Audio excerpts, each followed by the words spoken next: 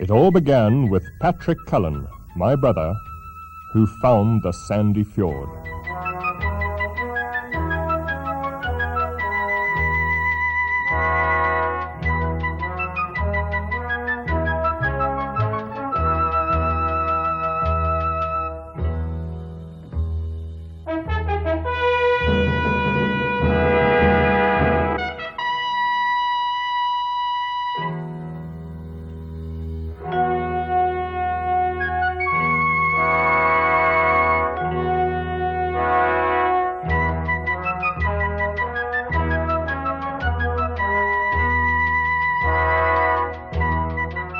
She had lain derelict and alone on Durban Bay, a desperately sad shadow of the vessel launched in Norway more than 50 years before, then a proud and gleaming addition to Norway's lifeboat service. She had saved many lives, crossed the Atlantic 3 times, and sailed the Southern Ocean in the roaring 40s. She had almost reached the point of no return when she was taken in hand and stripped of all doubtful planks and timbers. But she was still basically sound, with a heart of the finest blue Baltic oak.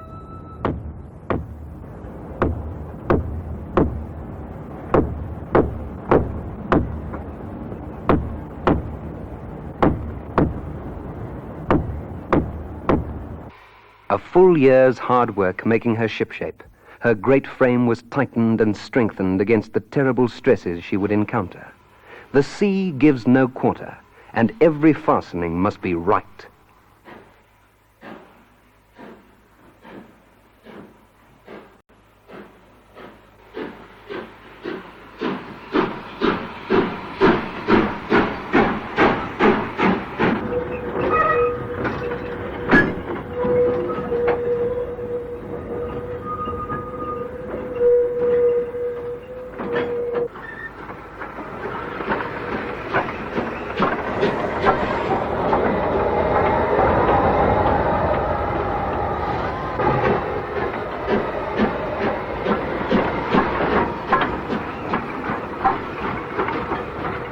Two months later.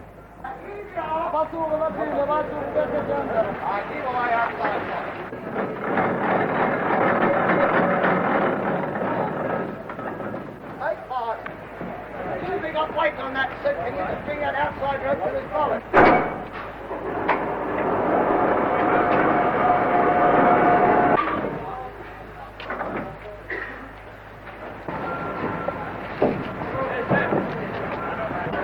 Where your wire is now.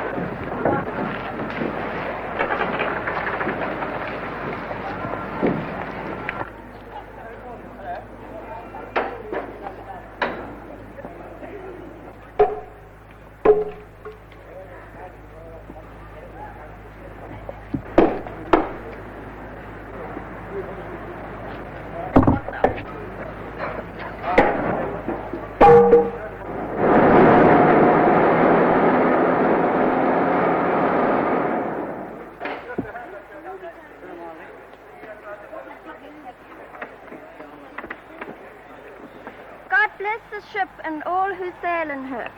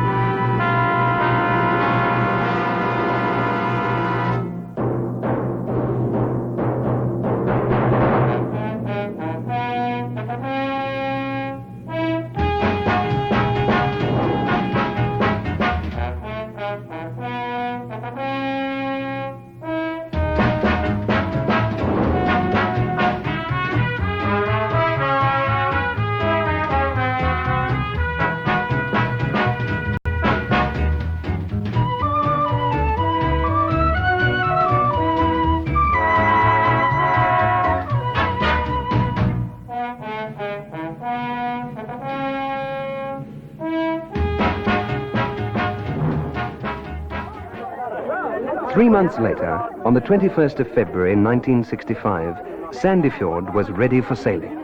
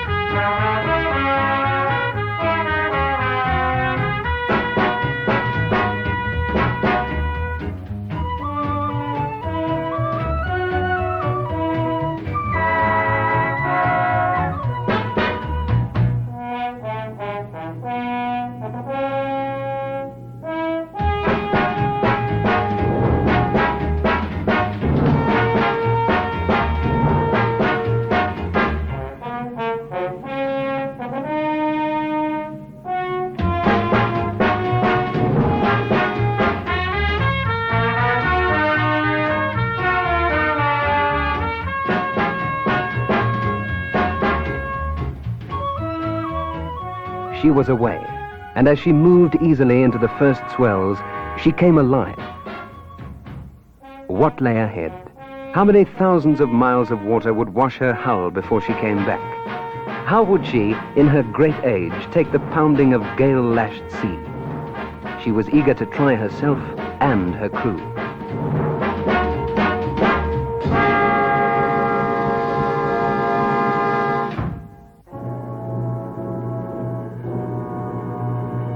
South African coastal weather is treacherous, and within hours of sailing, a large bank of cloud ahead gave warning of a change. The barometer fell rapidly, the temperature dropped, and soon a cold front marching swiftly up from the Antarctic spread across the horizon.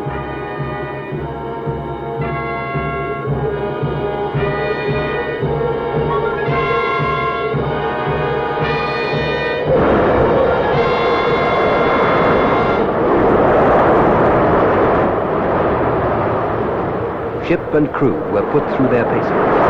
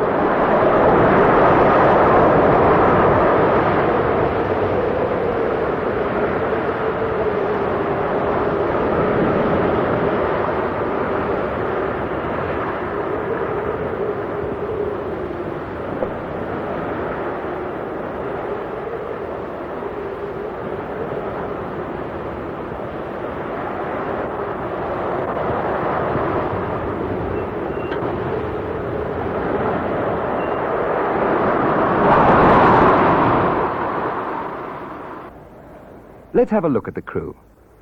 The irrepressible Wally Strite, a 26-year-old American with a ready wit and a smile for every occasion. After serving 4 years in the United States Navy, he had traveled extensively throughout Europe and had just walked down Africa before joining Sandefjord. 21-year-old Farney Lowe from landlocked Boksburg in the Transvaal had jumped at this opportunity without hesitation. In common with his shipmates, he would willingly give up career and home comforts for the chance of living a dream. Barry Cullen, 28 years old, a former ship's officer with 10 years sea service, was the natural choice for skipper. Quiet and competent, He filled this role admirably.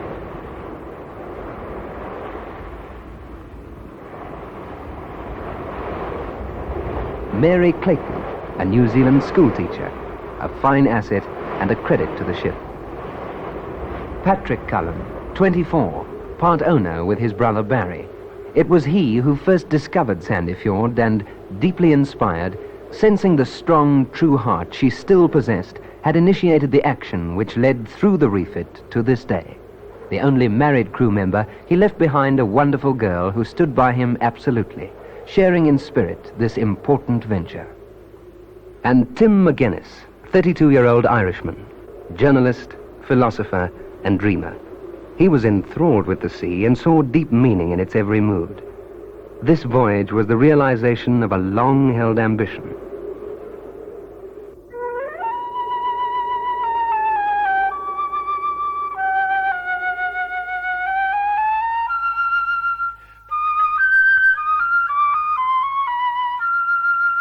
The Cape Albatross. Taking advantage of the current, Sandefjord had kept well out. Then, on the 10th day, coming in from the south, the mountains of the Cape were sighted.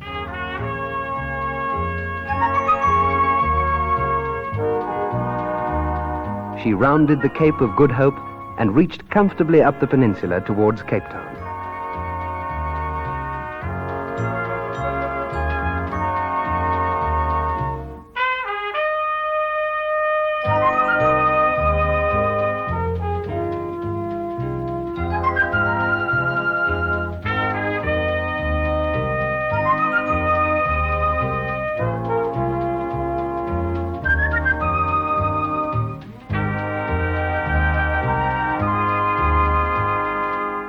It was to be a brief call for loading the bulk of stores for the long voyage ahead.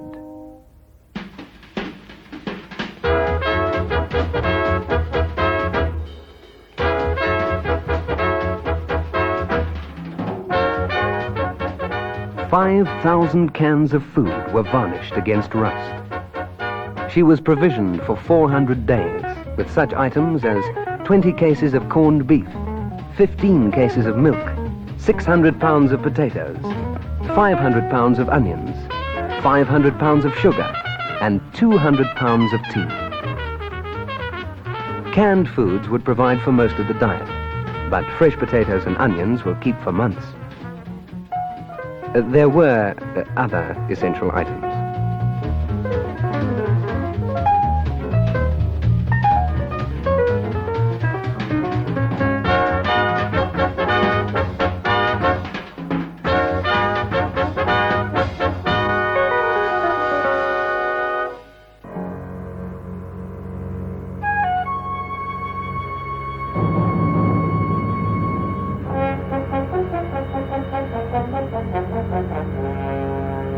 While Durban was the starting point, it was not until sailing from Cape Town that the crew felt the voyage had really begun. And for Sandefjord, it was the beginning of her first major ocean crossing in 30 years.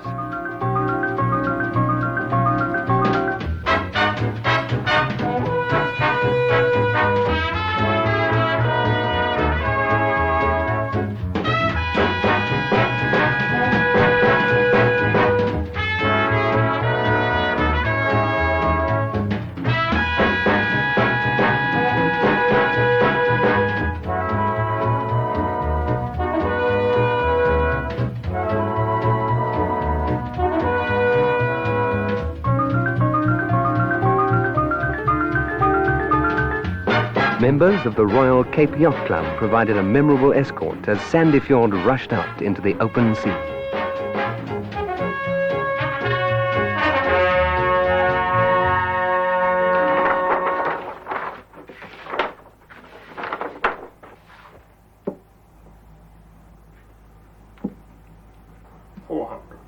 Eight, 12, 16. 1,700 miles to St. Helena.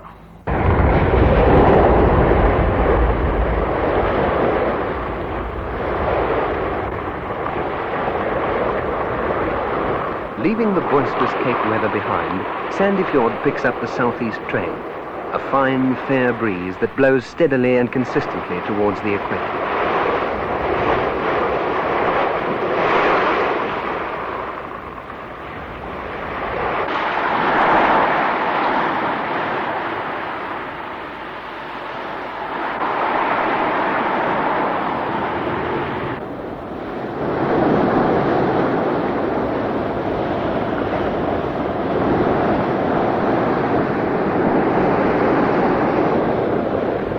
She was alive and free. This was her wind, and she was recklessly enjoying the first taste of it, logging a steady 130 to 140 miles a day, a consistent driving pace towards that rock in the ocean that was the island of St. Helena. Here lies Sandefjord's power. The southeast trades in these sails will provide the main driving force to carry her on her voyage around the world. Crossing the Atlantic Ocean, Sandefjord will pass through the southeast trade wind belt. Then, crossing the equator, will come under the influence of the trade winds of the northern hemisphere, which blow from a northeasterly direction. The area where these two great airstreams meet and oppose each other produces a region of instability, where towering thunderclouds, occasional sudden violent squalls, and frequent calms are found, the dreaded doldrums, the ocean's greatest natural barrier to sailing ships. Sandefjord's aim will be to steer south of the doldrums until some 300 miles off the coast of South America, then alter course almost due north to cross the area at its narrowest part. She will be assisted by the south equatorial current and the north equatorial current flowing steadily westward and giving her an extra half to 1 knot on her speed.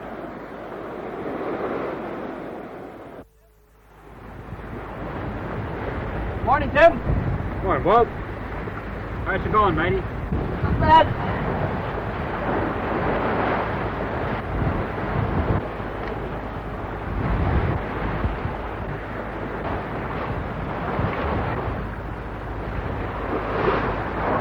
Timothy, Cup of tea, please. oh, thank you very much indeed. Nice. Oh, a fine Tuscan cup. Fine morning, ain't she? Absolutely lovely. You're going very well, too, during the night, apparently. Good. Have a good day.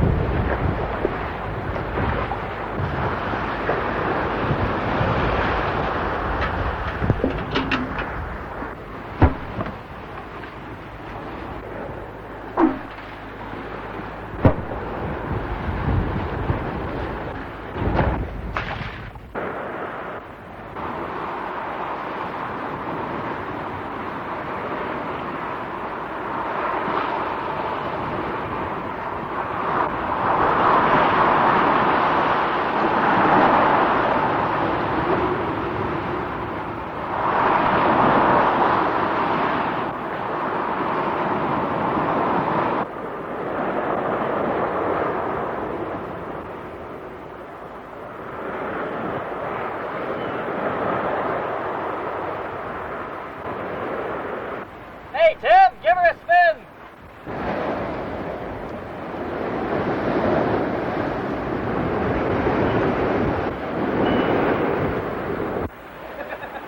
Harder.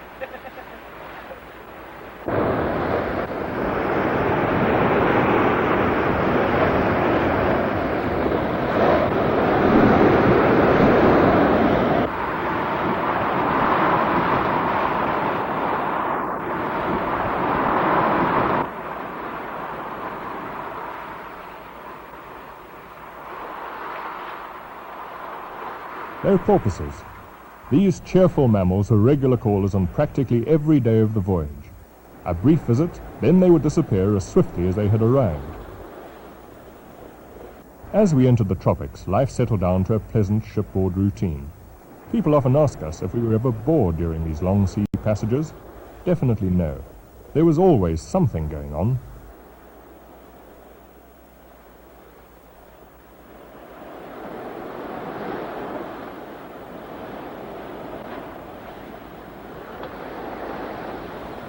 In the galley, we kept a permanent kettle of boiling water for tea or coffee.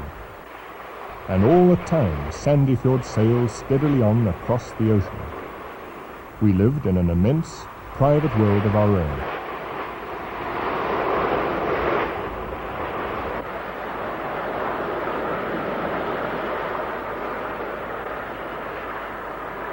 Okay, Pat. She's all mine. Good. Pretty? Well, she's okay on that, of course. She's fine Alrighty. now. Fin's easing a little, but she's all right. Okay. Thank you. You're welcome. Watches were set at 2 hours on and 10 hours off for each person. Oh, me darling. Oh, me darling. Oh, me darling, Clementine. Wally was tone deaf. You were gone, but People often not imagine that forgotten. Mary did all the Sorry, cooking. Clementine. Well, we may have had the same idea before we sailed from Durban, but we soon realized that this was to be the toughest job. So we took it in turns, taking a full day once every 6 days. Well, what's for dinner tonight, Walt? Good old-fashioned home cook What'll that be? stew. Oh, no. Oh, yeah, fella.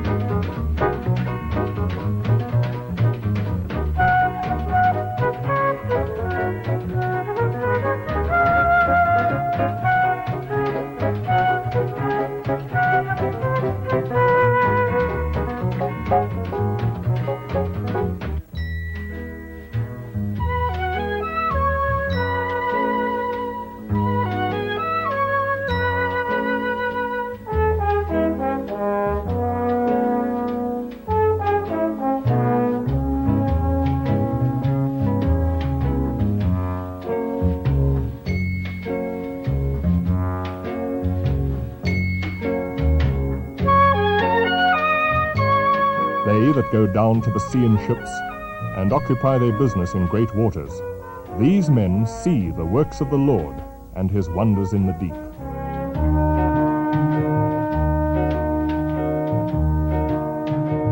Though no one doubted Barry's navigational ability, he was thumped on the back many times by a delighted crew when, at dawn on the 21st day, St. Helena rose out of the sea, dead ahead.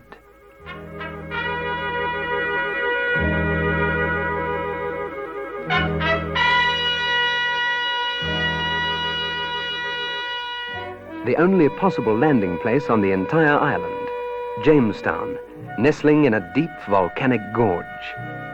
A castle and moat thrown across the valley provided an effective defense in the last century when the Emperor Napoleon was exiled to this natural island fortress.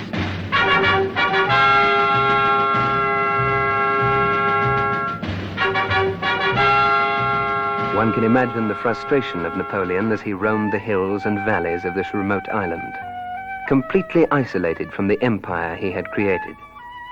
He would often visit a particularly beautiful glen and spoke of it as being the one spot on earth where he could find some semblance to peace of mind.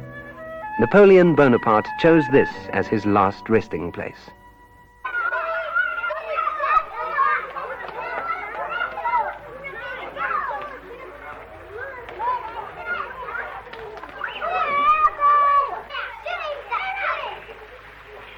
The very thrilling ride to be had here has timeless appeal. The gutter worn smooth as glass by generations of feet.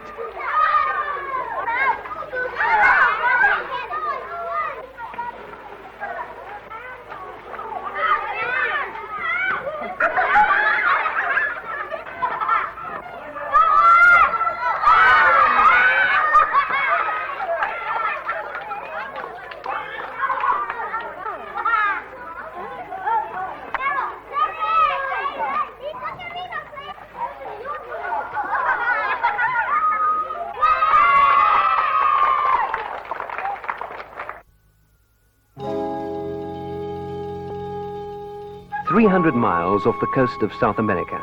And as Sandefjord moves further northwards, the southeast trade falls lighter and lighter. The great bank of cloud lying on the horizon ahead marks a definite border of this wind system. Beyond, the doldrums.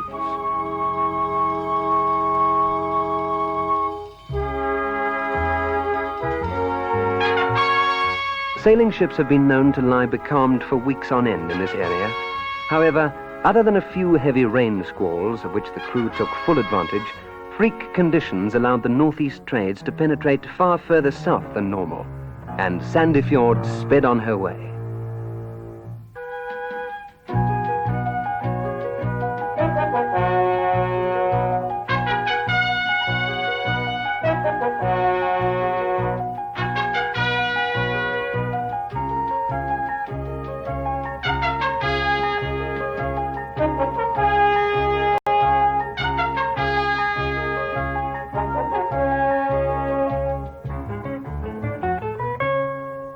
The Atlantic was as good as crossed when the ship's radio picked up the first haunting strains of West Indian steel band music, and the lyrical island of Barbados hove into sight after 29 days at sea.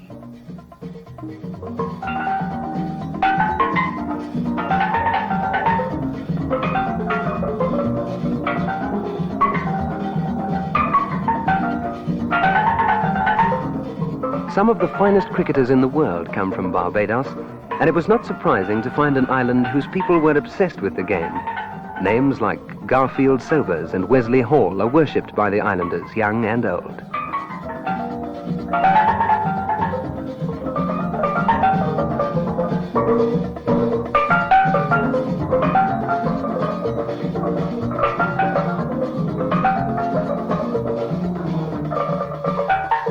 And for the crew, an exciting and memorable moment as they head ashore, savouring the colourful and romantic atmosphere of their first tropical island.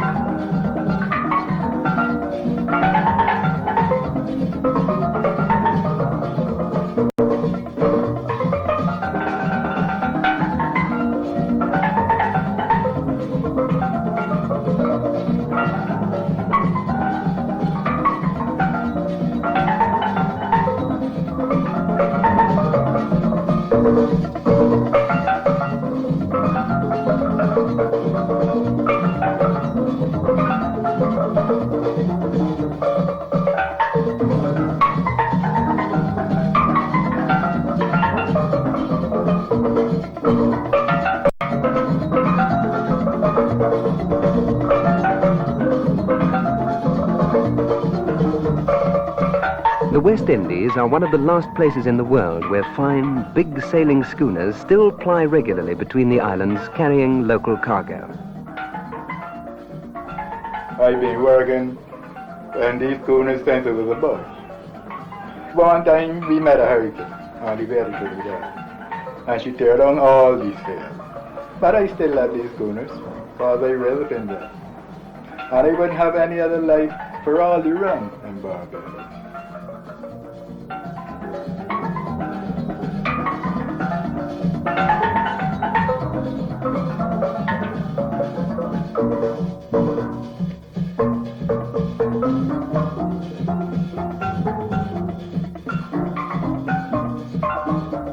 "80 miles northwest, at the island of St. Lucia, Sandefjord berthed right alongside a luxurious marina, catering for visiting yachtsmen's every need, from hot showers, a laundromat, to breakfast served not 5 feet from her deck.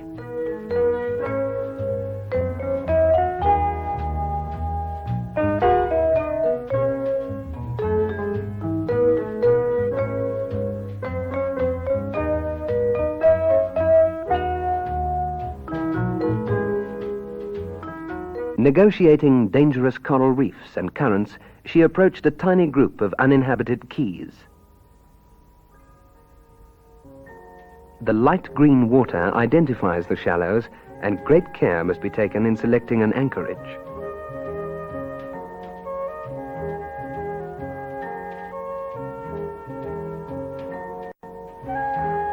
"16 feet,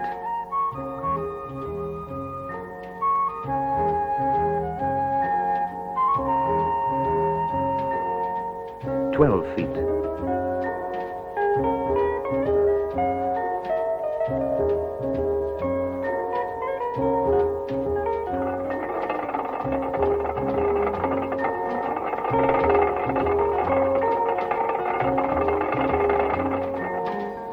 'It was truly one of the rewards of hard work and patience which had brought these people to such a unique place.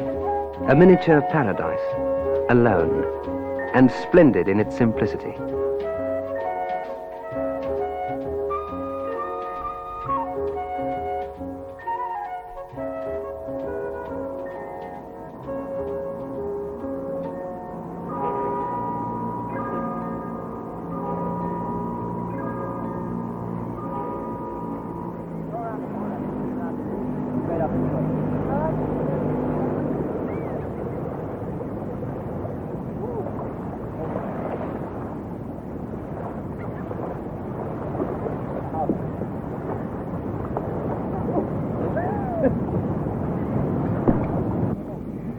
Oh, isn't it lovely?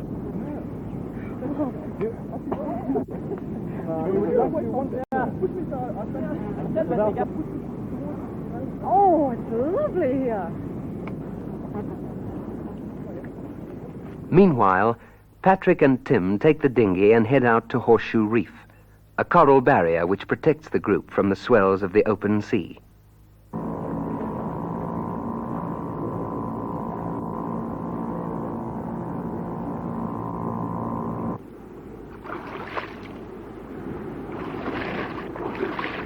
Hey, Walt, don't you think this is a fine spot to make a braai? Yeah, actually, you had a pretty good idea there. I think we should build a fire and give old Pat a birthday surprise.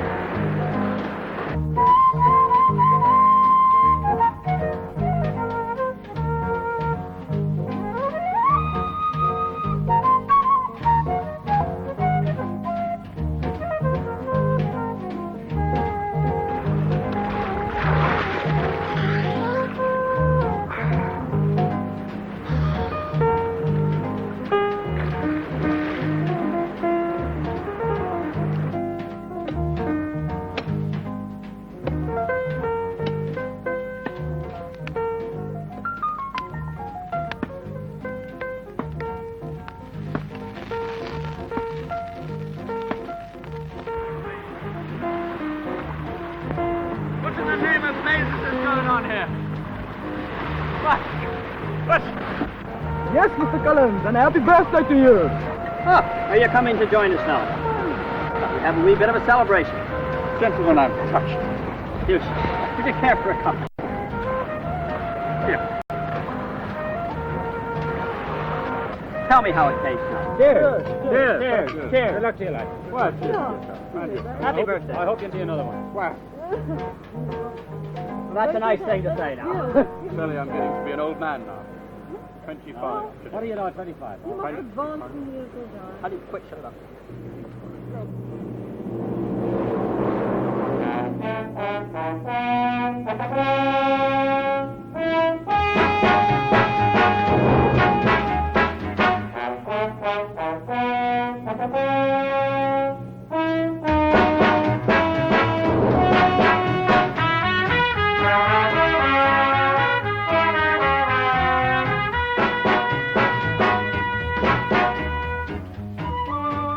Before a brisk trade, Sandefjord made good speed across the Caribbean, bound for Panama, and arrived at Cristobal, the Atlantic port of entry, on the 21st of August. This mighty waterway linking Atlantic and Pacific was built by the Americans after several futile but valiant attempts by the French and others. Sandefjord was accorded the same treatment as any other ship. She was assigned a pilot, Captain Galbraith, and became part of a complex and well-timed operation.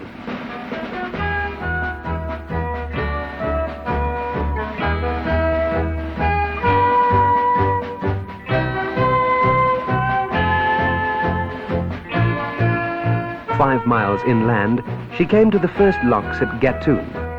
Captain Galbraith in constant touch with the control room.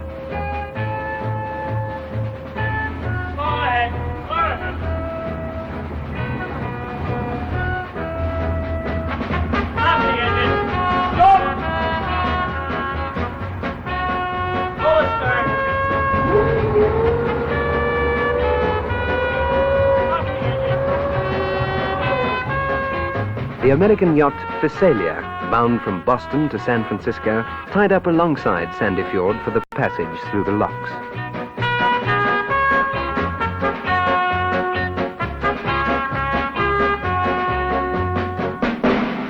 The great valves of the lock are opened, and 26 million gallons of water rush in with vicious turbulence.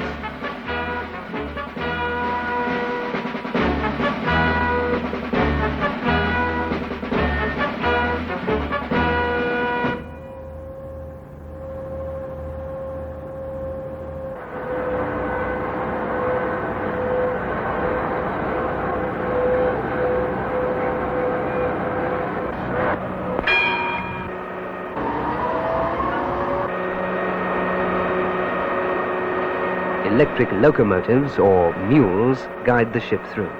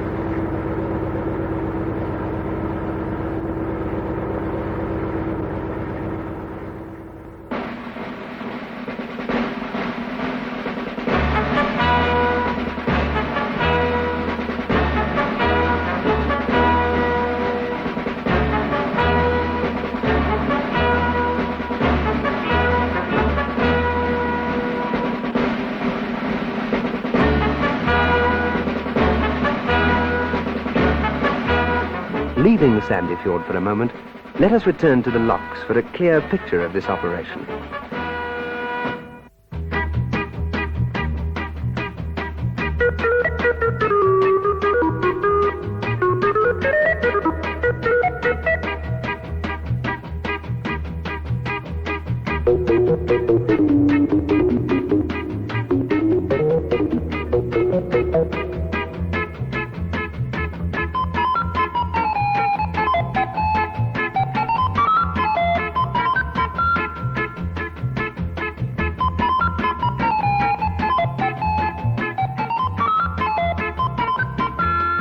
Crossing the lake, Sandefjord will then pass through the narrow section of the canal before finally anchoring off Balboa. Gatun Lake is one of the largest artificial bodies of water in the world. Ships pass close to these islands, once the hilltops of the Panamanian jungle.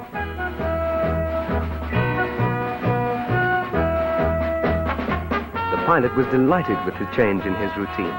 His first sailing ship transit in 15 years' service with the Panama Canal Company.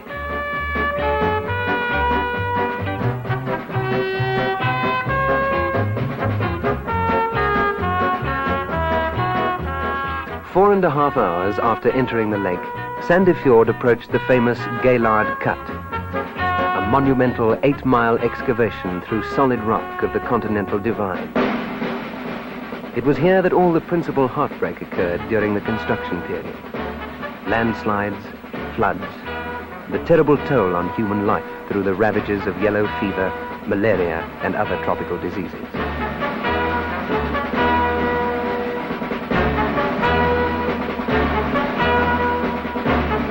The United States government has invested $1,600 million in the canal project, and the operation is self-sustaining without profit.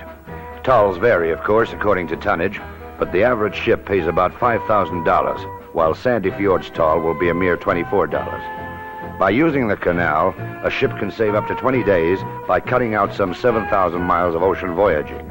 Figured in terms of cost, this can save a ship owner up to $50,000. The United States exercises complete sovereignty over the zone, which extends a distance of 5 miles either side of the canal and is responsible for the entire operation, maintenance, and protection of the area. Down through the Pedro Miguel and finally the Miraflores locks.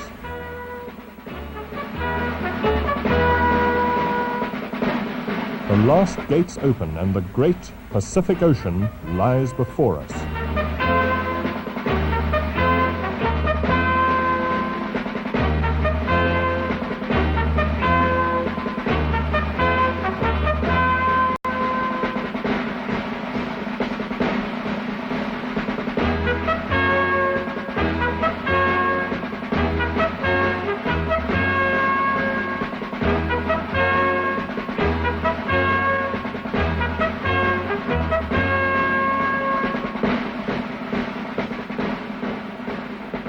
Having stored and provisioned for the long Pacific haul ahead, Sandefjord sailed from Panama on the 7th of November.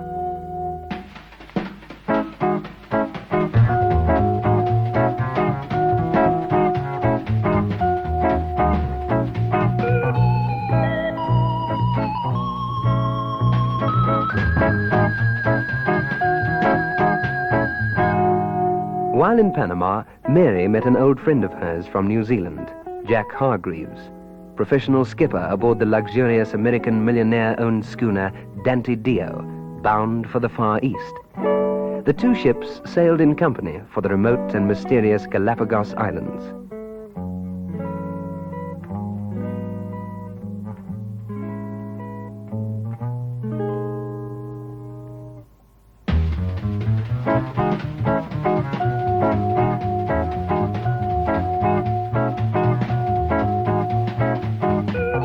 Baffling light airs and frequent calms make this an extremely difficult passage for sailing ships.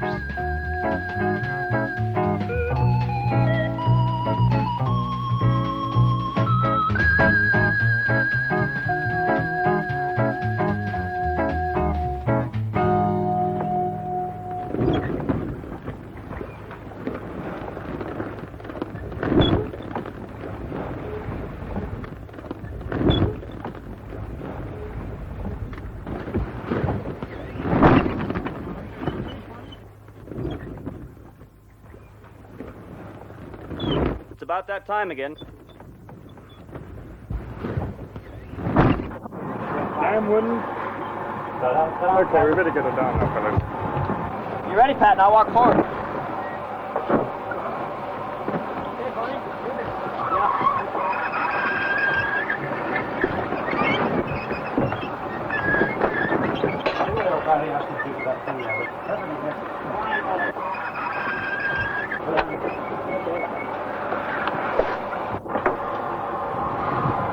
Jenny's going to look after it now, Barry. Yes, I think it's a good idea. Everything's flying all over the place. You just look after your engine. Yeah, I'm busy good. enough. It's flying all over the place.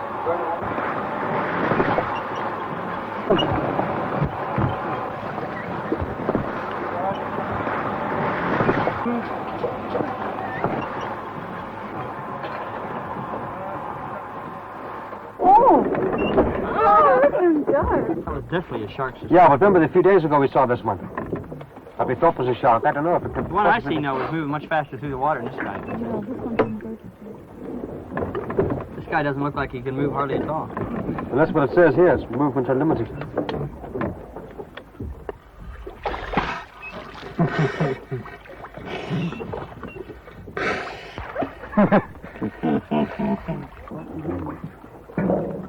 There he's going off. He's not having any of your nonsense.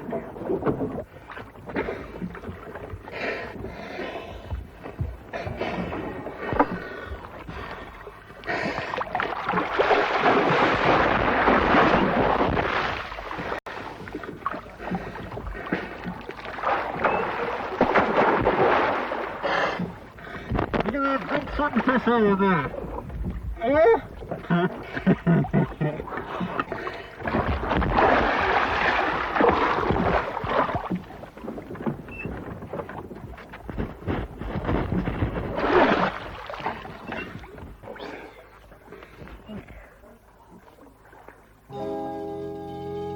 Long, hot, motionless days with not a breath of air to stir the water.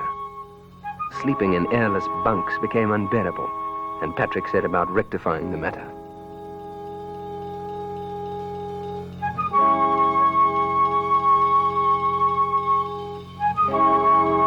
Moving slowly southward, Sandefjord now entered an extensive rain area with a heavily overcast sky developing, the true doldrums. Somber rain clouds would roll up from the north, stop, then disgorge themselves in long torrential downpours.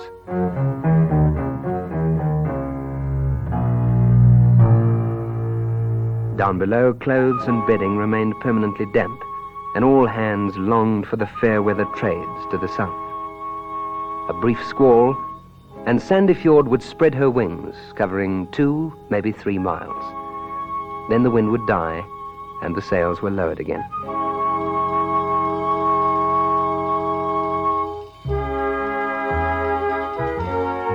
Equally frustrated by this windless sea, 2 land birds, hundreds of miles off course, found welcome refuge aboard. At 10:30 on Friday the 19th of November, a light air came through. The sails were hoisted and stayed up.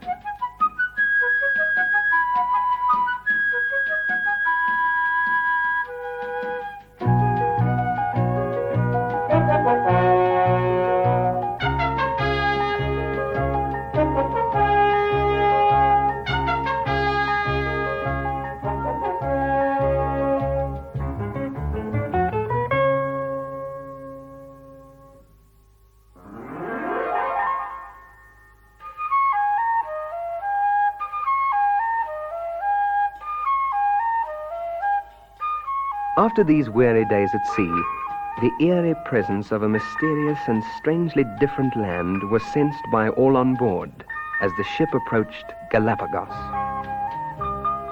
Born of violent volcanic uprisings, they don't seem part of this world, but of an unfinished adolescent planet, its primitive skeleton still exposed.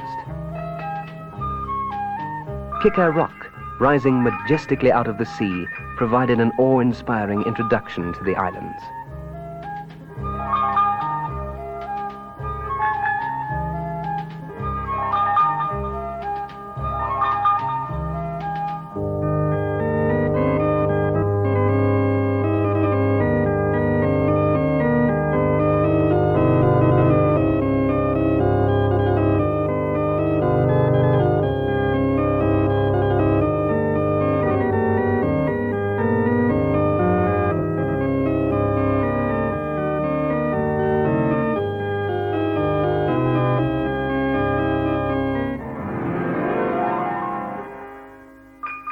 After passing through the amazing split, Wally and Farney went to investigate the narrower chasm.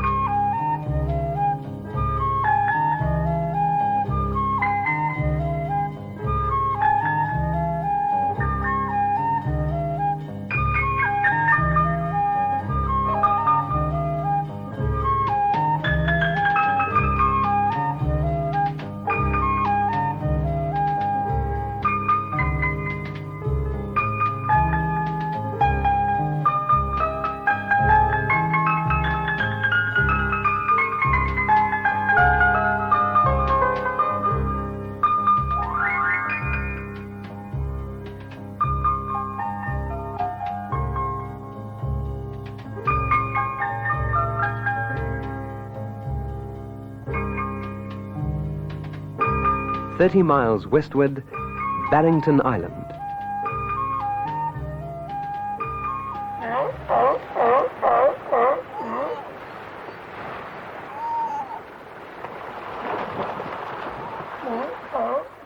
So far as the old bull seal is concerned, this beach is his.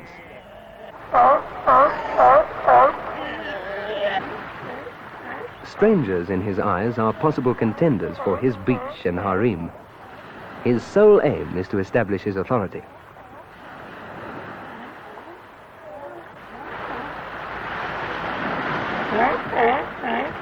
He challenges the strangers. All that is necessary is that they take one step in retreat. Hoping his harem are watching, he charges.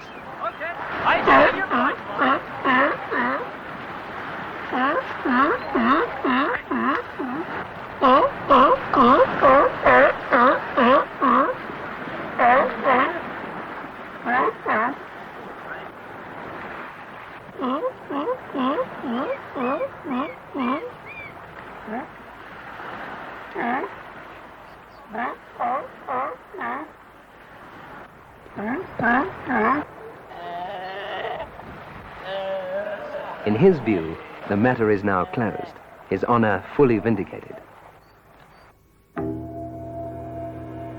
Trudging inland, the crew stumble through rough, lava-strewn countryside and coarse undergrowth, unaware of wildlife.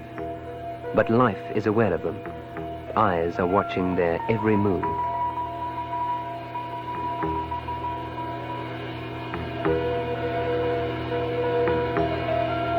There is something curiously vital about these islands, standing alone, completely isolated, far out in the Pacific. And the feeling that they had suddenly been transferred to a primeval land was strongly felt by all.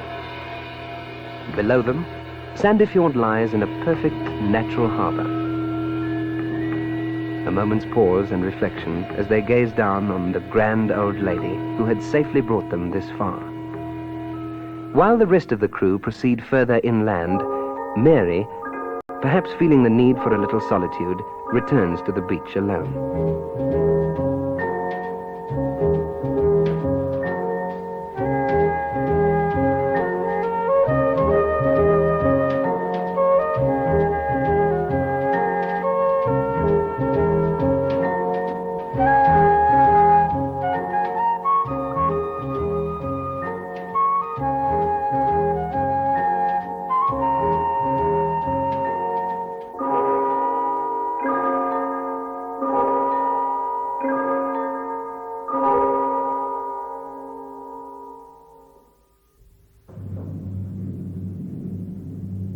Nabra Island, grim and stark, until recently a violently active volcano, its entire surface a mantle of black lava, without a single blade of vegetation.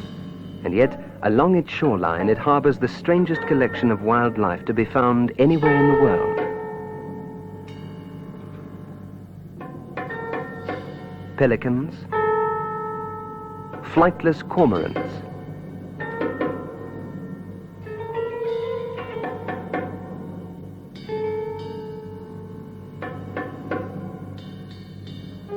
blue-footed boobies,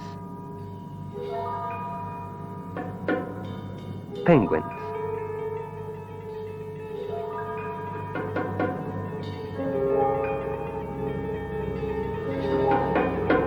fresh, brittle lava fields extend right down to the water's edge, and walking across them is painfully slow.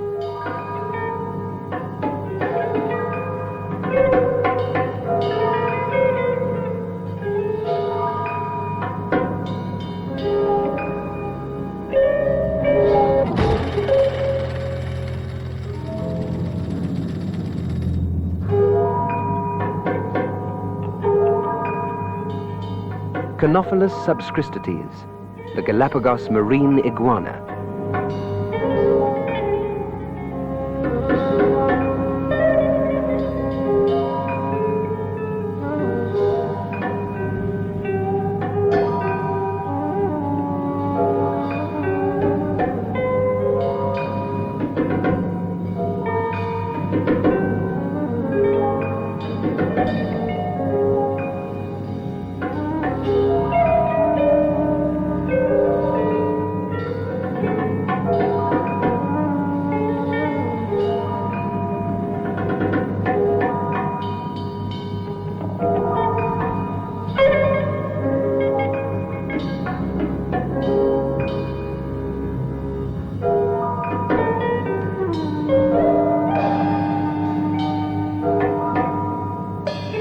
These creatures, growing to 4 foot in length, are only found in the Galapagos Islands.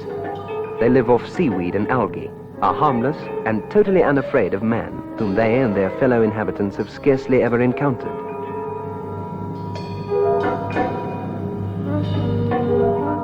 Pelican's ancestry goes back to prehistoric times, and it seemed almost as if this one had been awoken from an ageless sleep.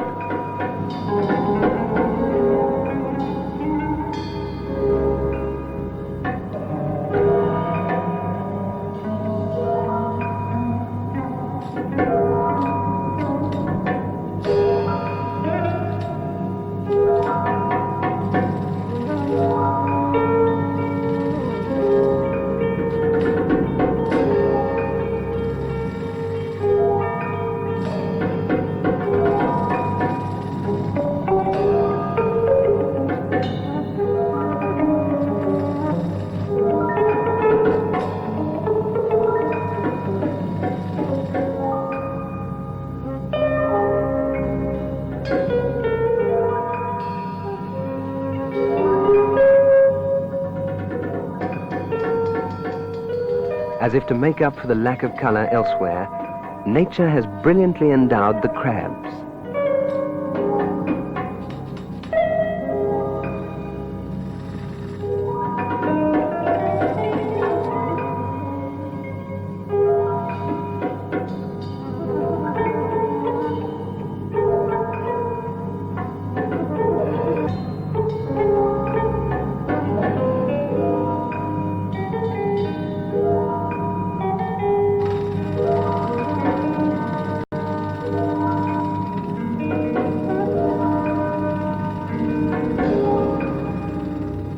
Creatures stranger than the islands themselves, both on land and sea. The extremely rare emperor angelfish and a giant manta ray.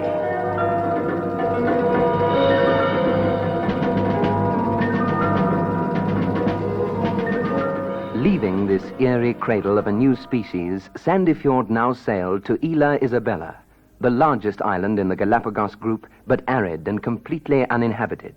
Within these rock walls, nature has cast 2 amazing volcanic craters.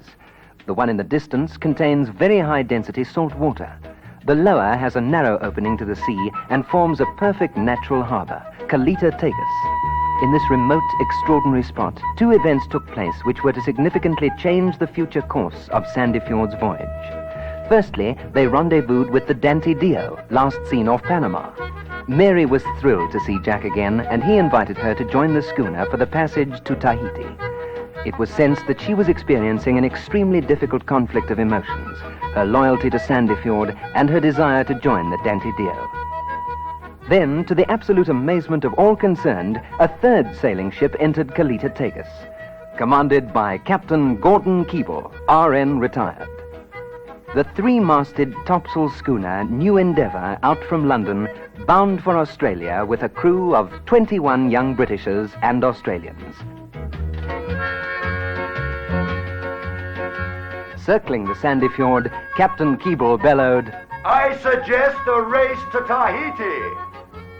The challenge was readily accepted, and it was while Dante Dio was towing Sandy Fjord clear of the land that Mary, in 2 minds up to the last moment, finally accepted the invitation. And thus it was that Sandy Fjord temporarily lost her fine girl sailor, the finest that any ship could wish to have. The friendship with Jack had become something more than just a light-hearted affair.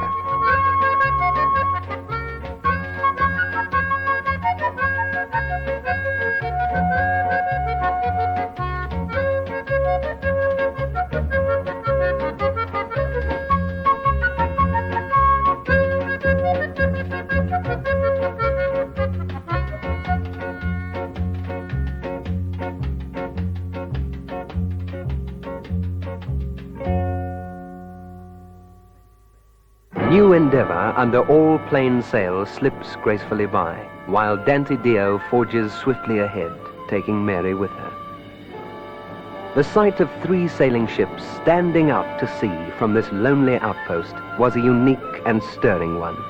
Ahead lie the coral reefs, the palm trees, the lagoons and mountains of the South Sea Islands. Their dream was coming true. Sandefjord was now finally pointing her bow to those fabled islands standing across the mightiest ocean, the broad, boundless Pacific.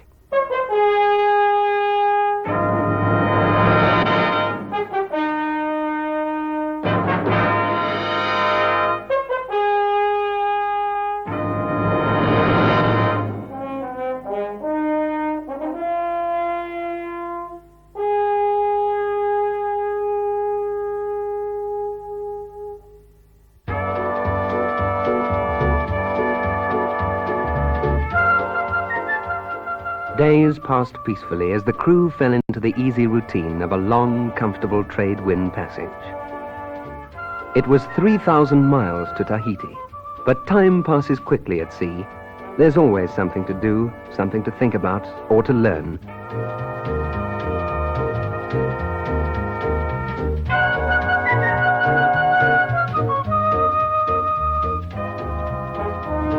Dead ahead, a whale is sighted.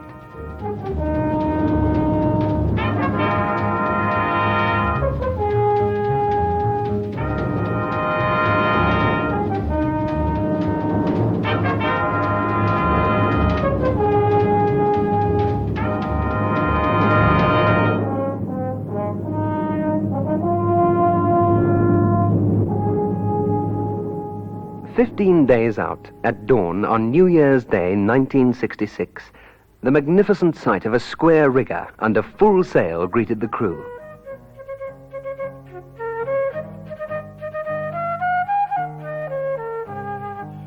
By extraordinary coincidence and sheer chance, the courses of New Endeavour and Sandefjord had crossed in the middle of the vast Pacific Ocean. On board New Endeavour, Captain Keeble was as thrilled as everyone else and suggested that the ships exchange some crew members for the day.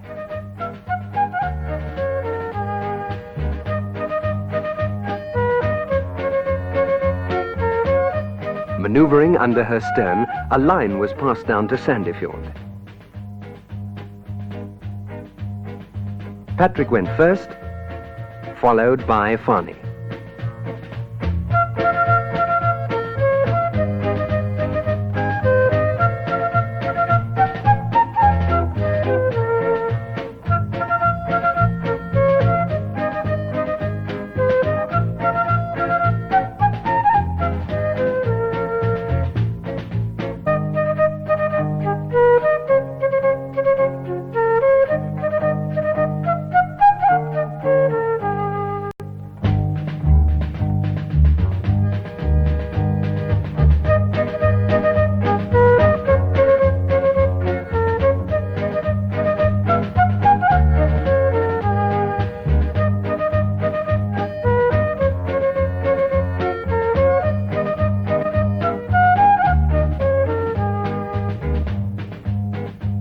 While chatting with the crew, Patrick happened to mention that coffee was running a little short. The opportunity was seized upon by Captain Gordon Keeble to carry out naval maneuvers, and a bag of provisions was transferred.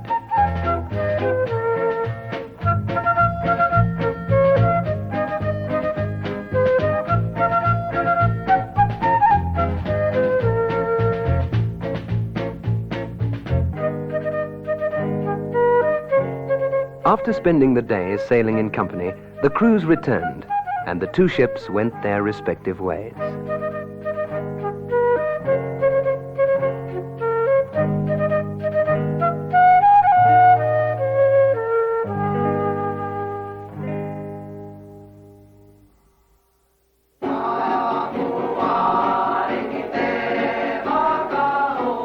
Early migrating Polynesians sang this song as they paddled their great canoes in search of new land.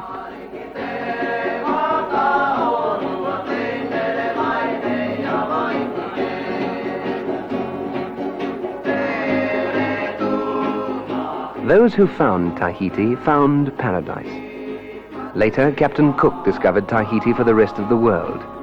An island inhabited by the most generous, fun-loving people he had ever encountered.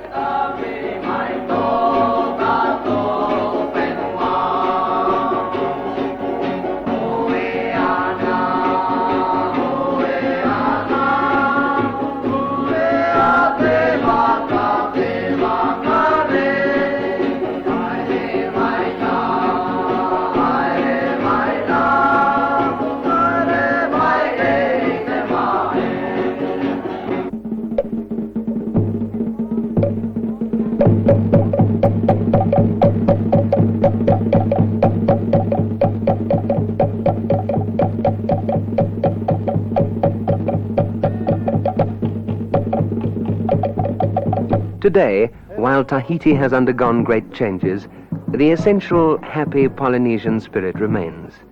And in Papeete, the bustling port town and capital of French Polynesia, this produces a rare mixture of gay vitality.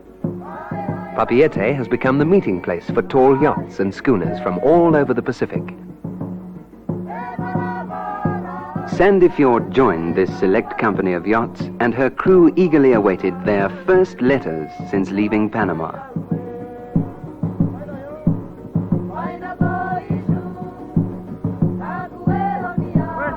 Come on now, I've only got half. Well, there you have it, lad. Bloody McGuinness again. And another McGuinness. Low. McGuinness, McGee.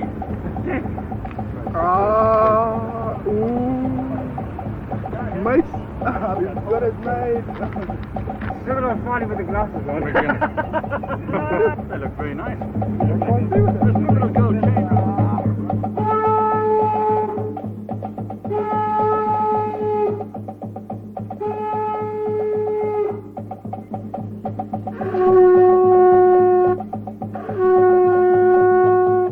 Dante Dio, after calling in the Marquesas and thereby retiring from the race, arrived shortly after Sandy Fjord.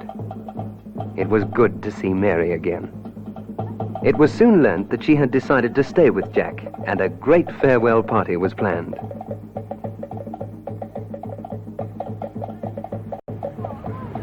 Nice to see you. Oh, letter too. Hey, how about that? Hello, Jack. Hi, mate. Hi, Mary. Good to see you, girlie. Oh, Mr. McGee, how How are about you? that? This is not even my ukulele. I couldn't find mine. Oh, well. See how hard it's We'll play anyway, Mary. We'll play. She's a very good old ukulele.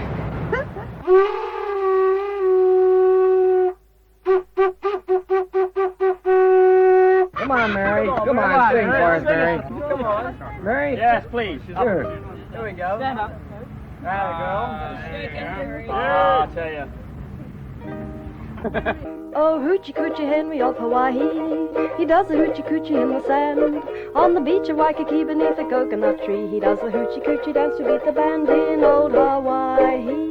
Beneath the coconut tree, there lives a gay lad, his heart is free. He has no money, but he owns the world. He's got his grass clippers ready for the hula hula girl. Oh, hoochie coochie Henry of Hawaii, he does the hoochie coochie in the sand. On the beach of Waikiki beneath the coconut tree, he does the hoochie coochie dance to beat the band. Hey, good job. Hey, great, Mary. It calls for a beer now, I think.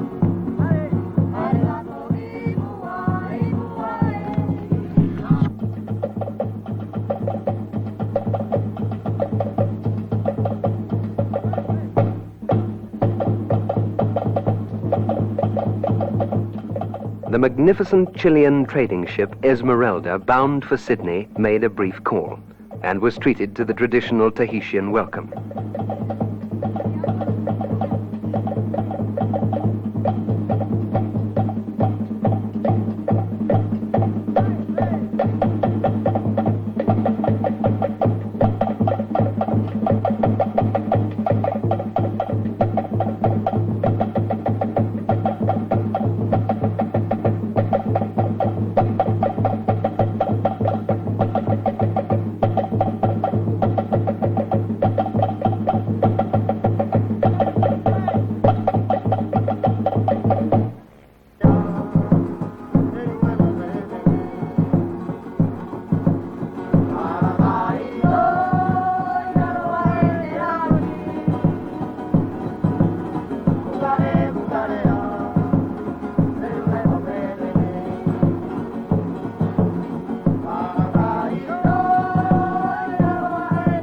There's a legend which says, if you've not arrived in Tahiti by sailing ship, then you've never really been there.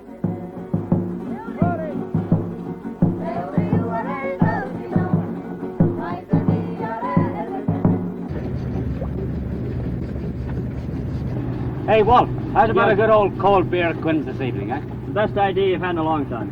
How about 4? 4 or 5? That's fine. Okay, let's ask O'Brien. Hey, Barney, you coming? Sure, mate.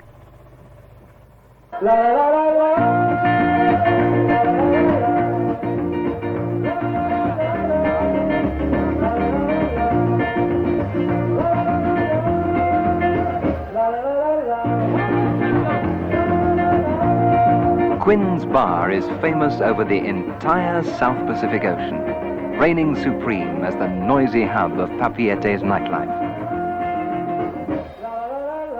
The wearing of these freshly cut flower leis and hays is an old and revered Polynesian custom.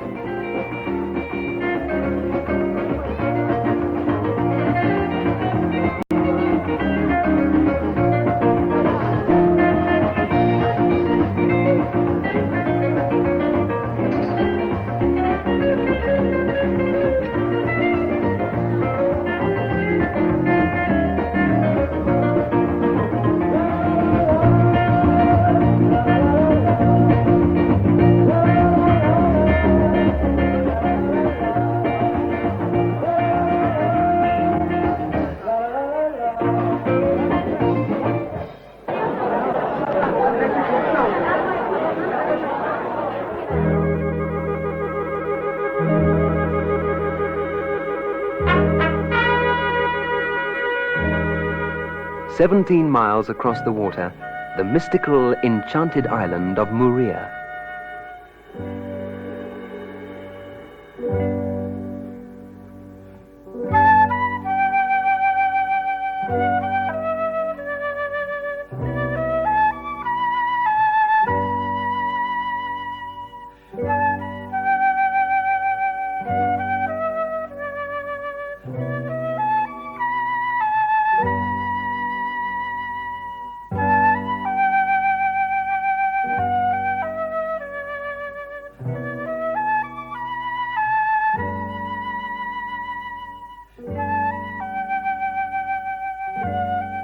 Patrick is aloft to find the narrow opening in the reef which leads into Papitoy Bay. Does the entrance look clear now, Pat? Yeah, it's all clear, deep water.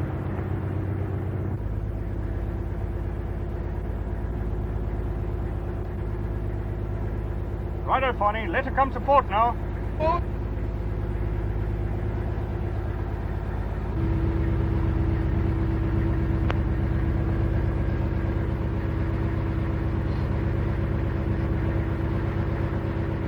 Steady, Fonny. Keep the sharp peak. Just fine on the port bow. Okay, Murray.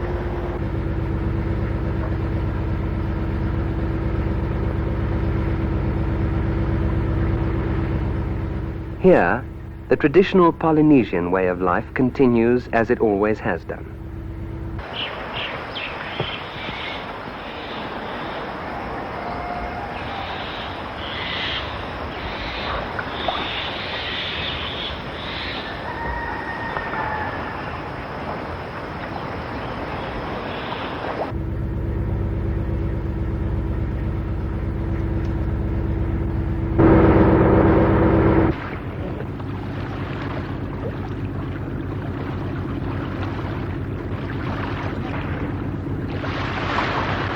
Down a little there, Walt.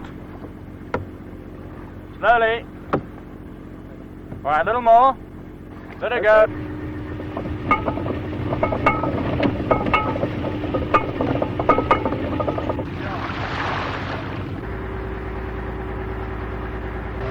Slow ahead, sir.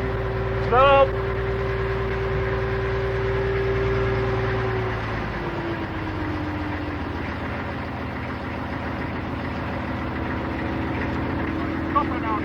Drop out.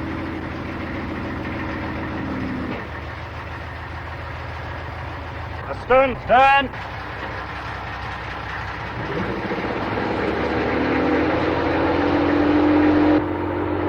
Right, let go.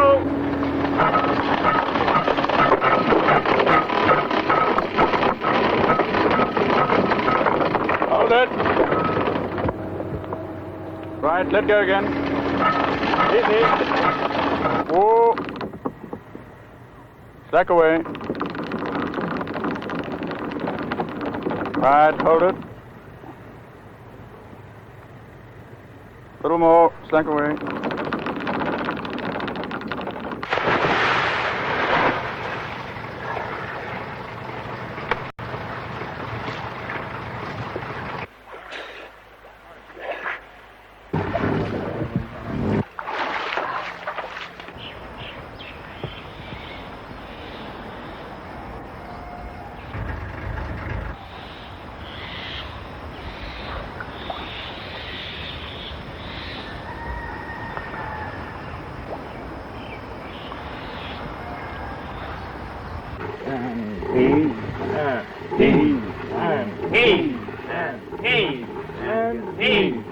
and Hey.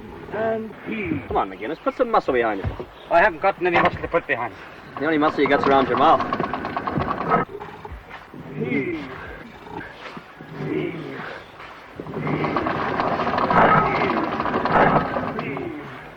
I think we can get pretty well right into the shore. Yeah. Just keep checking her out, Wally. Keep the old chain tight. It looks as if you can walk ashore there from the edge of that thing stuff that's only about a couple of feet away from the farm place. I think we're aground. If I had a hammer, I'd hammer in the morning. Here we go. Ali! Ollie! Ali!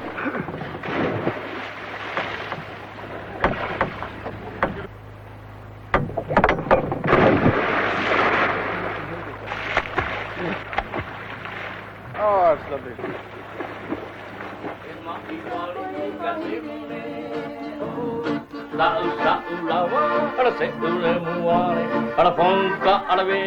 In true Polynesian custom, a gift was brought immediately Sandy Fjord had anchored, and the crew invited ashore for a party at the chief's home.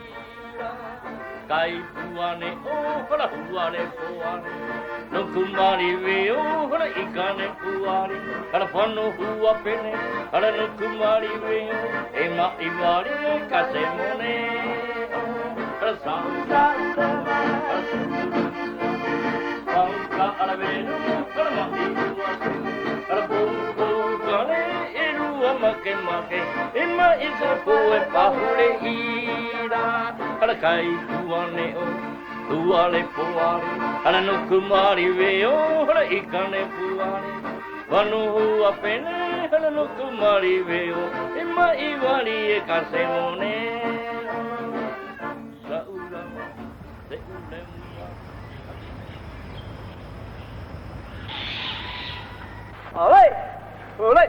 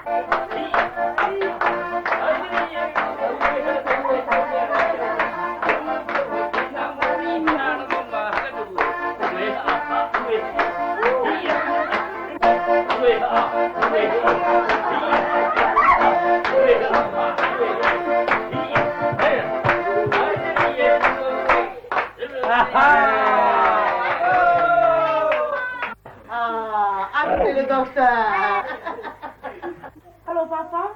You want to drink gasoline? No, water. You like water? Yeah. You know, I like gasoline, whiskey. You know, good for me. Good for my tummy. No, I not be sick. Manuya. Manuya, jawai piro. Good luck.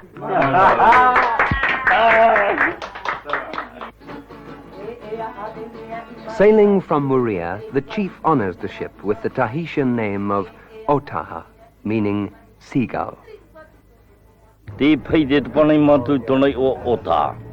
Nori o tu te wharomaini, wharomaini o tu tiaura. No te pai. Tona tere anaratu i tini roto. I pop etene. Tirara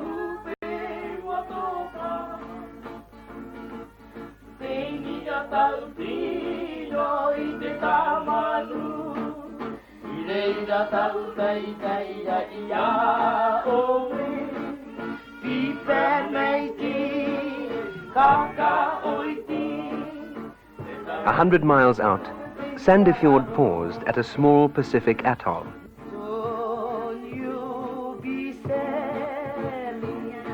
Far across the sea, when you're away, oh, please remember me. When you return, you'll find me waiting here. What about a coconut? Sounds like a winner. Just see if we can find one on the ground.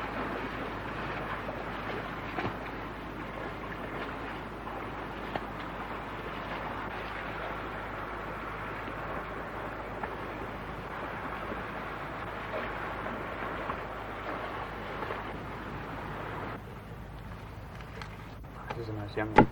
Yeah, they're all nice and young when they come off the tree. You're wasting good water there. Yeah.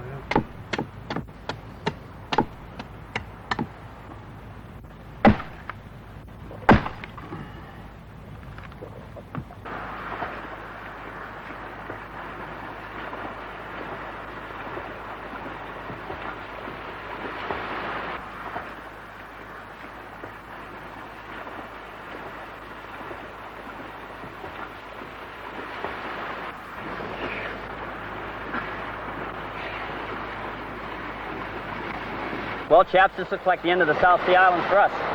Yes, it's going to be a long haul to Sydney. How far is it, Pat? 3,500 miles.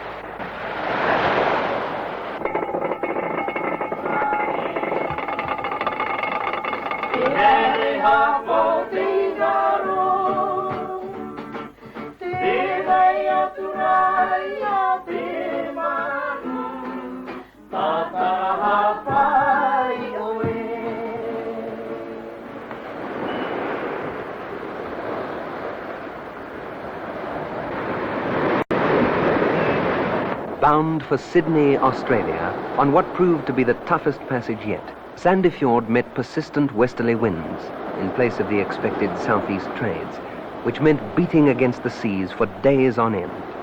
Exhilarating sailing, but not the most pleasant way to cross an ocean. This was the story for the voyage to Sydney. Either gales, calms, or wind from the wrong direction.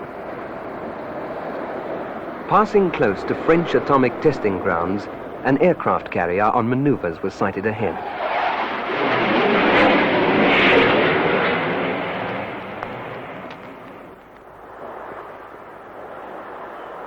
The French may have been a little concerned at Sandefjord's presence, and they sent a helicopter over to investigate.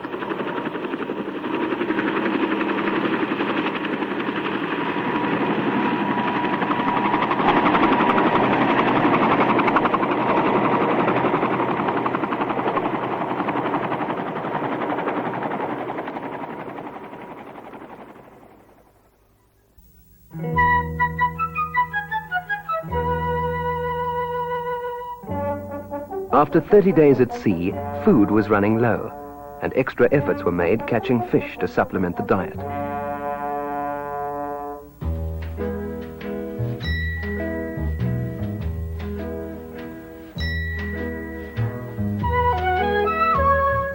And after 30 days at sea, stores were running low, and extra efforts were made baking bread.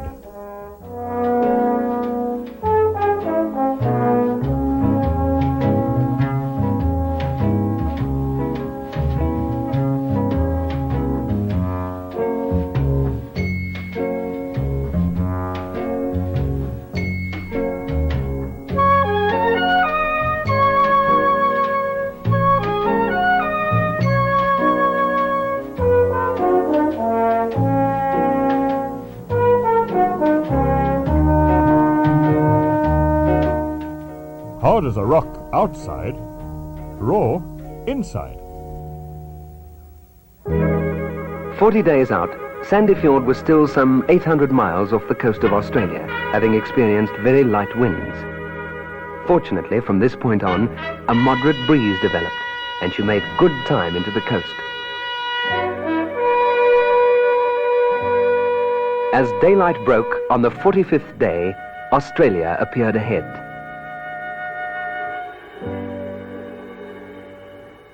Tim, called on deck, couldn't believe his eyes.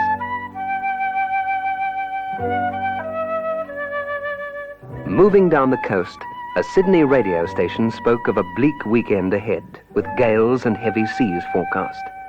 Soon after, the wind freshened from the northeast with an expected change to the southwest later. And as a cold front swept across New South Wales, it became a race to reach Sydney before the storm.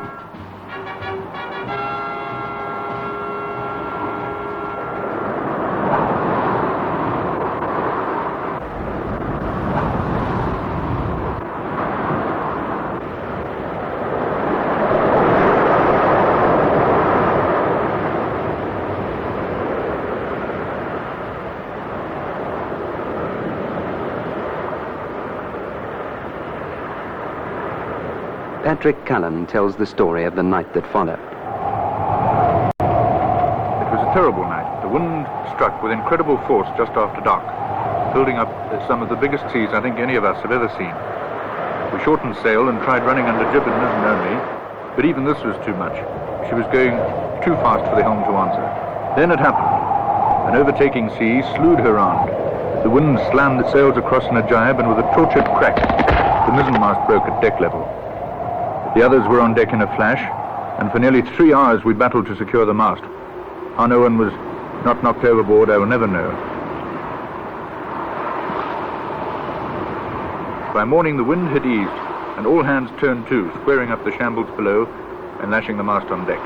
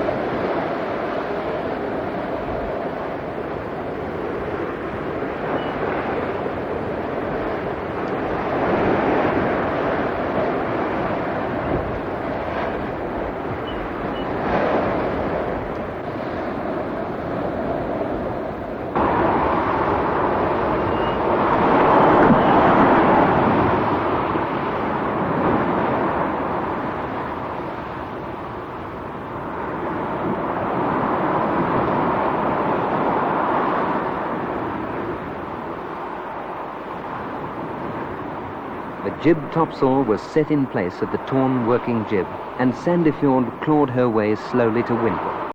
The storm had blown her 50 miles back, and the old ship's seams were badly strained, letting in some 3 tons of water.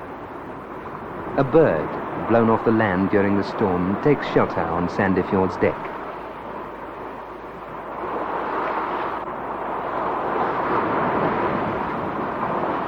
At this stage, all that remained of the stores were 20 cans of baked beans.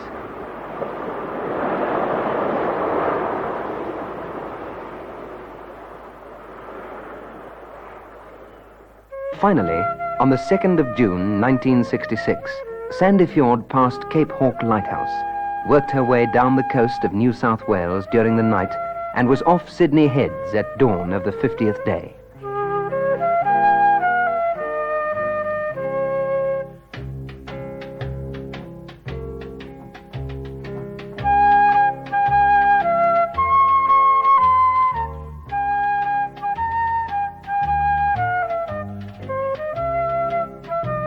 The longest passage was over.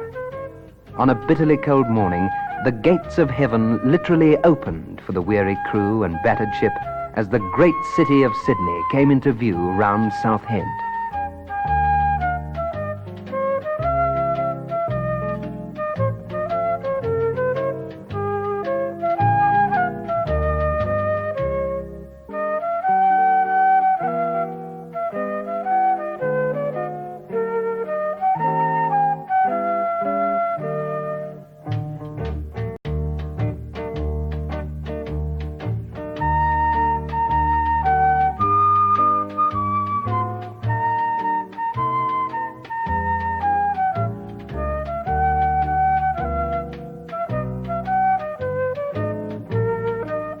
The celebrated 12-meter yacht Vim, a veteran of the America's Cup Series, was out early, training crew for the next Australian challenge.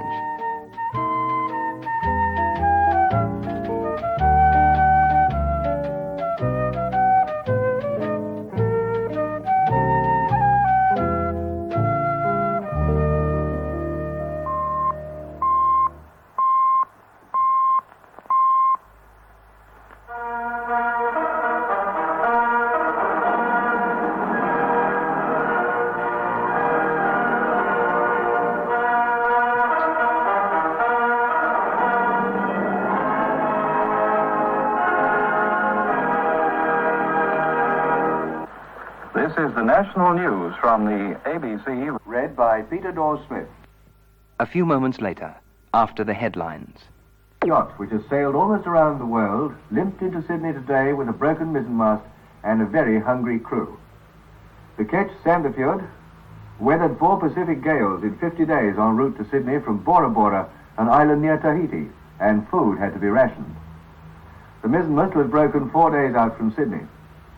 The Sandefjord is being sailed around the world by a crew of South Africans, an American and an Irishman. Their arrival in Sydney was about 17 days behind schedule, and rations had to be cut to last the distance. There was, however, a good meal awaiting the crew at the Cruising Yacht Club, and one sailor, Mr. Tim McGuinness, took time off to visit a Sydney girl he hadn't seen since leaving South Africa last year. The Sandefjord will spend 4 weeks in Sydney before heading for Durban via the Great Barrier Reef and Mauritius. Much in need of a thorough refit, the ketch is hauled out at a boatyard in Rushcutters Bay. The broken mizzenmast was sent ashore and a new section spliced in. The bottom was scraped of barnacles, leaking seams recaulked, and the entire ship repainted. There were many willing hands, dreaming of one day sailing their own boats around the world. It was fitting that Sandefjord should look her best, as she was expecting a new girl crew member, Jenny de Wet, a friend of Farney's whom he'd met in Cape Town.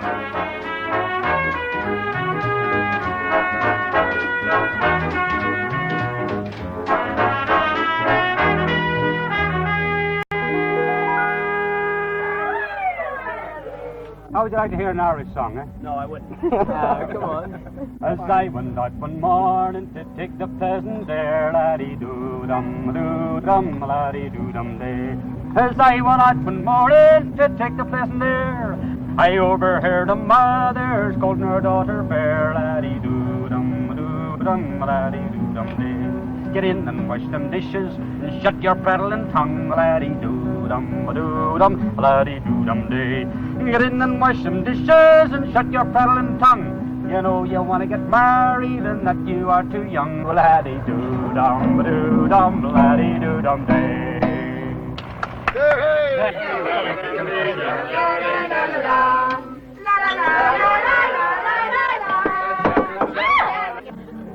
The next verse of Botany Man. Who's got the next verse? Singing for a liar, singing for a liar, singing for a liar, we're bound for Botany Bay. Farewell to old England forever, farewell to my uncles as well, farewell to the well-known old building where I used to cut out such a swell, singing to a liar-dee, singing to a liar-dee, singing to a liar-dee, we're bound for Botany Bay. Oh, had I the wings of a turtle dove, I'd soar on my pinion so high, straight back to the arms of my Polly dove, and in her sweet presence I die, singing to her liar-dee, singing to her liar-dee, singing to her liar-dee, we're bound for Botany Bay.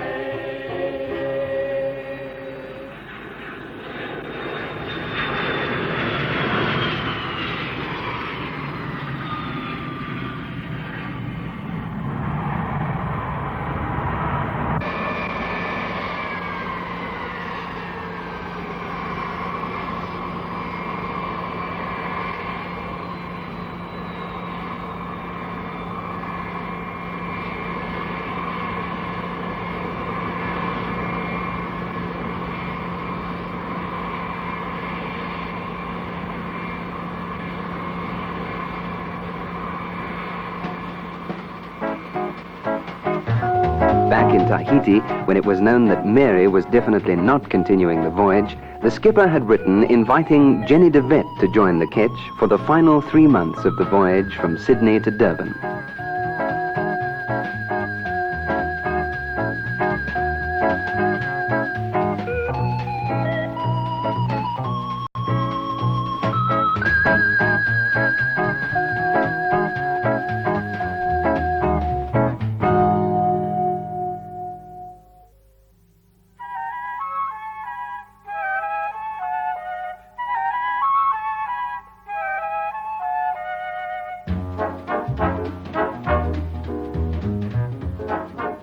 Repairs to the mizzen mast were completed.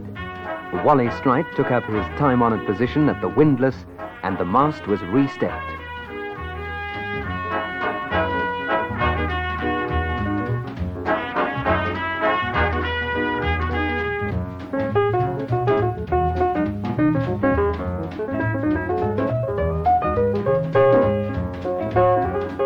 By old custom of the sea, a few coins were dropped in at the foot.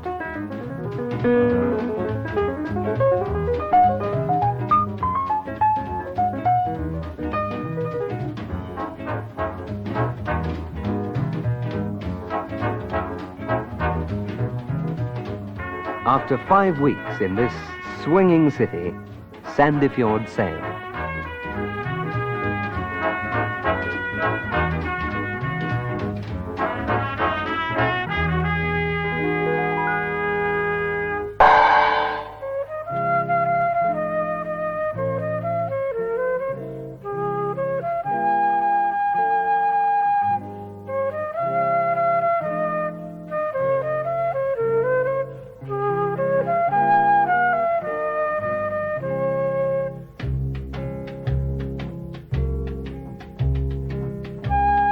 Keeping close inshore to avoid the strong East Australian current, Sandefjord snored up the coast.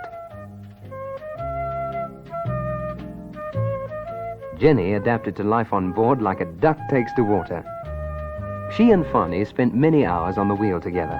In fact, Farney stood double watches for most of the time thereafter.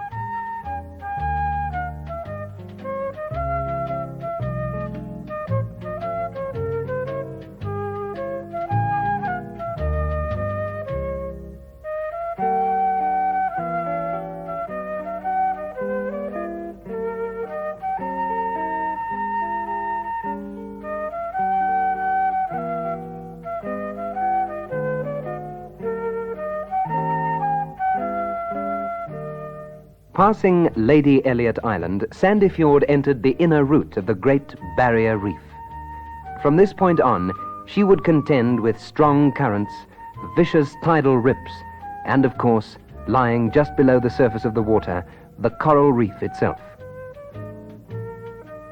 She would pass through numerous island groups, the potential danger heightened by a major breakdown in her trusty old engine. In the Whitsunday Passage, she anchored in beautiful Nara Inlet at Hook Island.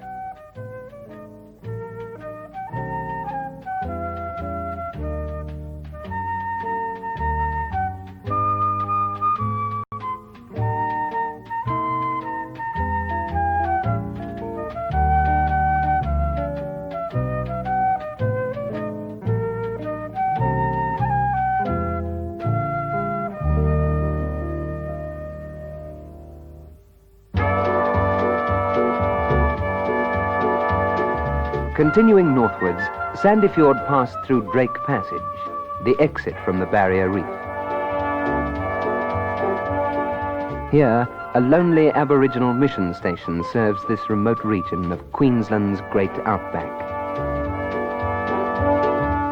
A curious excitement gripped the crew as they passed Cape York Peninsula, the northernmost tip of Australia, and leaving the Pacific behind, anchored in windy, dusty Thursday Island, chief settlement in the Torres Straits, center of the pearling industry.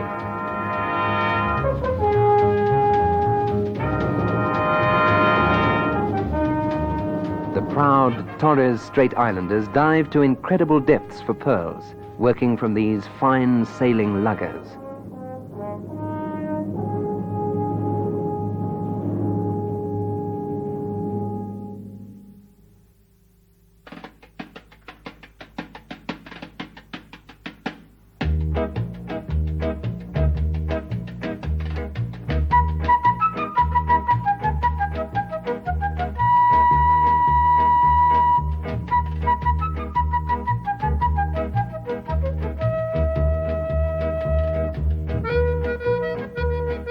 In this seafaring community, a marine engine is highly prized, and a sale for the old diesel was readily arranged.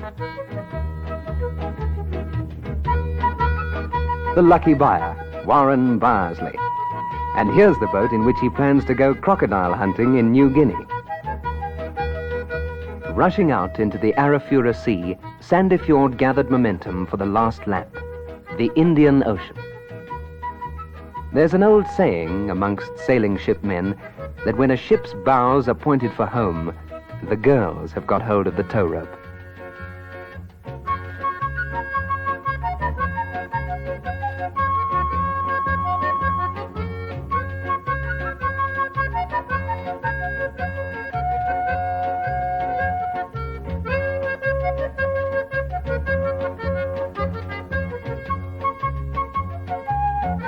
Passing Christmas Island, Sandefjord made a purposeful passage across the Indian Ocean before a fresh trade wind. Calling briefly at Mauritius to top up on stores and water, she was escorted from the harbour by well-known South African yachtsman Henry Fink.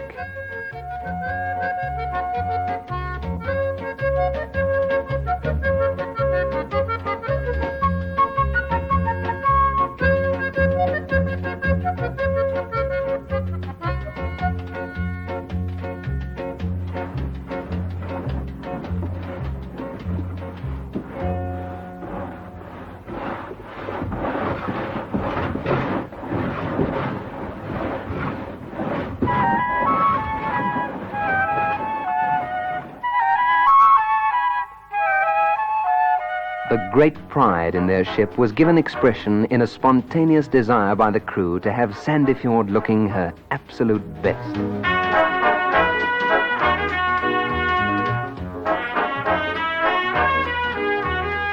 "60 miles from the coast of Natal, in the gathering dusk of the last night at sea, Tim McGuinness brought out a highly prized possession, his last bottle of the best Barbados rum.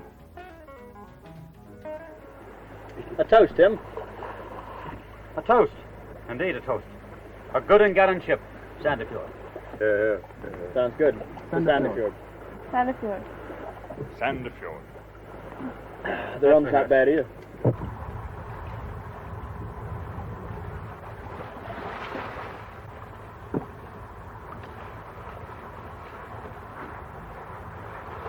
No one slept as Sandefjord sailed easily on through the night. The long dawn and Cape St. Lucia light.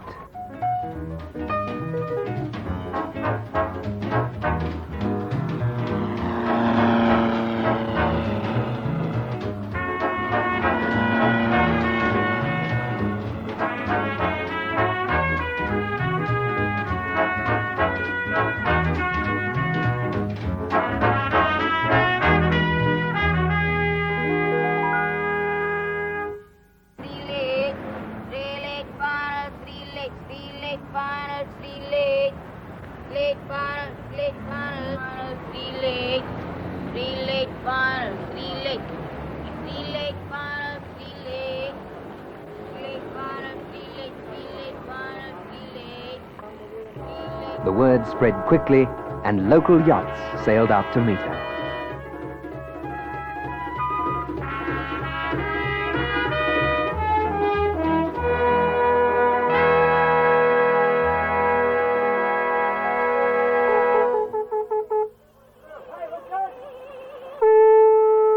Nice to see you! Ahoy! Give him a blast, Paul. Hey! Right in there, Max. Okay, let her go. Stand me and pass it over, right? Just tuck her. What's your Want to throw? Yeah. Dear Barry, dear Pat, Wally, Connie, Tim and Mary, just a thought to welcome you all back. Emerald Isle, Ken Warren's boat is available to tow you through the entrance when you need it. See you ashore, chaps. Boat. Oranges. Hello, Hamish. Hello there. Okay, let him go. What the hell's Hamish? Hello, Peter. Oh, John.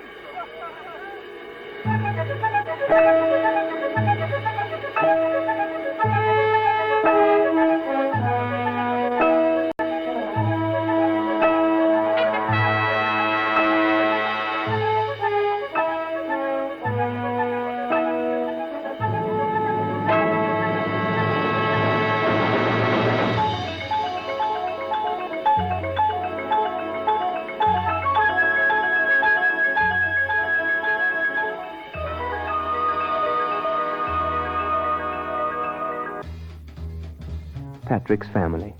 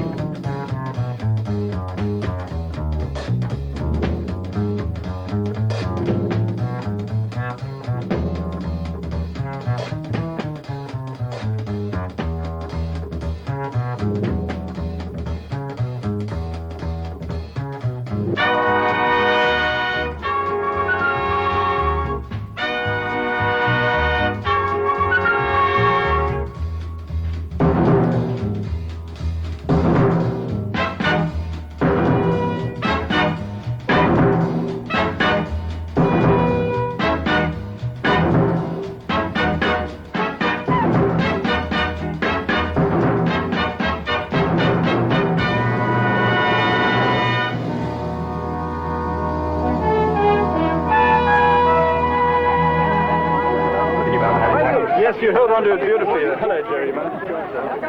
Good to see you. Dick, nice to see you. Hello, Barry. Nice to see you.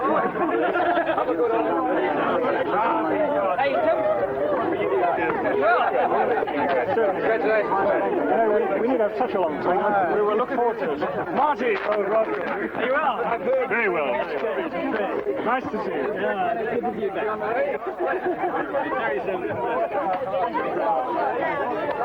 Sorry, what about this microphone? Is it running down?